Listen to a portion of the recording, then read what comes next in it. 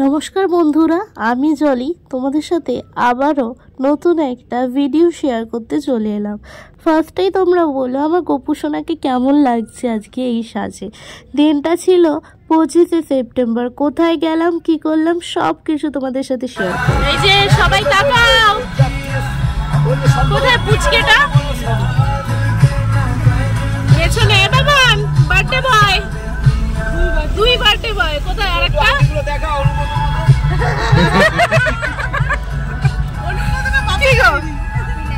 এদিকে এদিকে পাইলট।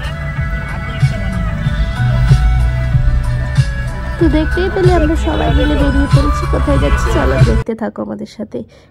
এই যে আমার চুটকেটার বার্থডে ছিল, সাথে ছিল দেবজিতের বার্থডে।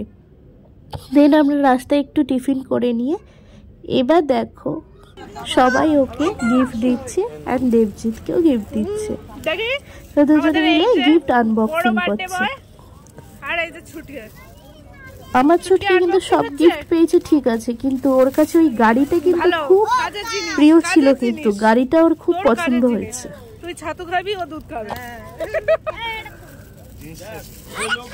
ওই লোকটা জেনে গেল বাপি লাইরি। Thank you. আচ্ছা দুজনেরই কাপ, এই দুজনেরই সেম টু সেম। এই বাবু এখন খুলি, এটা ভালো হয়েছে।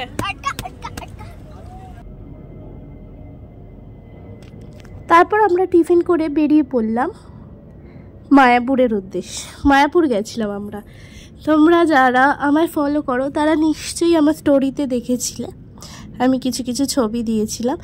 দেন আমরা ওখান দিয়ে চলে গেলাম মায়াপুরে, মানে আমার গপু সোনার জায়গায়। খুব মজা করেছিলাম, খুব সুন্দর করে দিনটা কাটিয়েছিলাম। ভাবিনি ছেলের জন্মদিনটা এত সুন্দর করে কাটাতে পারবো।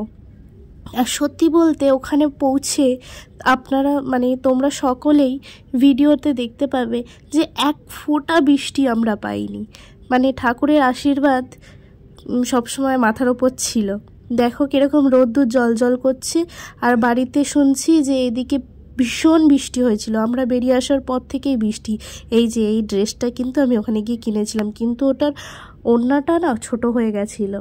তারপর আমরা গোশালায় গেছিলাম। দেখো কত গাই, তো খুব ভালো লেগেছিল ওখানটায় গিয়ে। এবার দেখো আমরা যখন বেরিয়ে আসছি তখন দেখি বৃষ্টি মানে ওই ঝিরঝির করে বৃষ্টি হচ্ছিল, কিন্তু সারাটা দিনে একবারও আমরা বৃষ্টি পাইনি।